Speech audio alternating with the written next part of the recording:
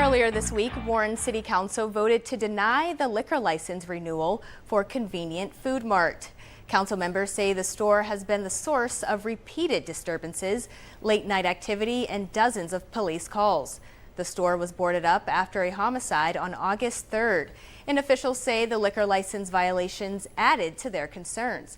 So here with more on this, we have Warren First Ward Councilman, Pastor Todd Johnson. Pastor Johnson, thank you for coming in. Thank you for having me. Of course. So this vote to not renew the liquor license for the store, is this the final decision, or is there a final hearing that you guys plan on having? Well, what we were called in for was to vote to object to the renewal of the liquor license. We don't have the power to unilaterally take that away from a business, but we can express concerns, and there will be a hearing upcoming where our law department will forward a list of concerns, the history that we have had with that particular business, and then the state authorities will make that determination. Do we know the date of that hearing Not yet? offhand, but it usually doesn't take very long to at least have the hearing, and then we usually get feedback on where that's going to go. You know, we've seen a lot of flare-ups of violence, not only in Warren, but across the Mahoning Valley in general. But how many of these violent incidents in your city seem to stem from that specific location? Well, that particular location had a spate of incidents that we were hearing about over the course of months and even beyond. And when we get to this point, it's because other remedies and other solutions have not worked, or we have not seen cooperation from the business owners. It's never our intent to shut down a business and to see jobs affected and tax base affected and a loss of food and resource for a community. Usually this is the last resort. It's not the first option. And so it's regrettable that we are here, but the things that we saw and the things that we know about what has continued to go on after we've attempted to address issues prompted this response from council, and sometimes that's what it takes to jolt people into doing what they should have done in the first place. Have you guys heard from the owner of the store yet?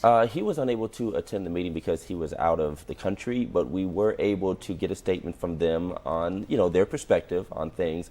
But again, we've been hearing for months and beyond from residents, neighbors who have been negatively affected by this, wild parties late at night, gunshots going off, debris and garbage left in neighborhood yards, and that is not something that can be acceptable. Now, there's always work to be done to prevent future violence, and it seems like this is a first step. Is the city or city council members taking any further steps to prevent any future violence from happening?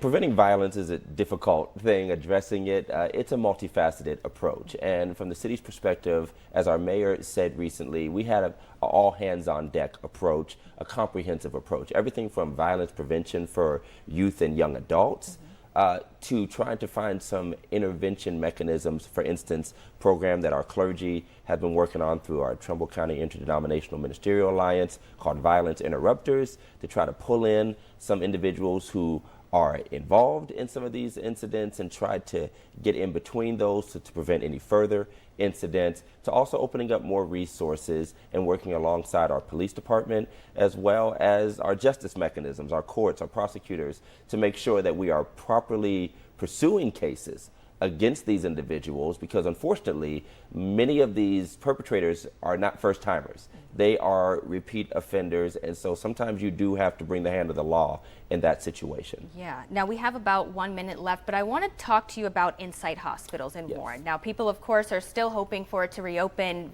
soon. Now we've heard reports about break-ins from there. Have you heard anything pertaining to Insight in general? We've all been sort of bouncing around the same information, that they are hopeful that they will be able to reopen. We understand it'll likely be sort of a staggered and measured reopening, not at the full glory days of Trumbull Memorial Hospital's previous days, but we are optimistic but also cautious, and we're very grateful to, for instance, Mercy Health, who have stepped up in a major way to address the health shortages and the need to serve our residents. But we're going to work alongside our city administration, our commissioners, and all of the interested parties to work with Insight to hopefully get the hospital up and running again. It's going to be a long slog to get there, but we're going to fight because our residents are worth it. Yeah, all we can do is hope at this point and hope for the best. Hope and work hard. Yeah, definitely. Yes. All right, Pastor Todd Johnson, thank you for joining me this morning. Thank you for I appreciate having me. it. Of course.